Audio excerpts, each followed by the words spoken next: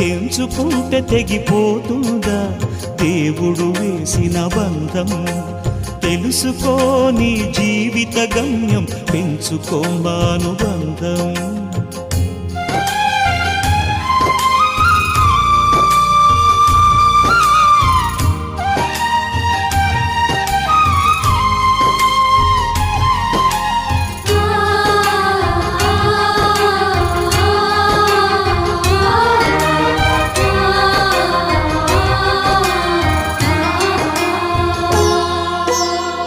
శ్రీవారిని పూజించాలి చిరునవ్వుల హారతితో, దాంపత్యం వికసించాలి తరగని మురిపాలతో.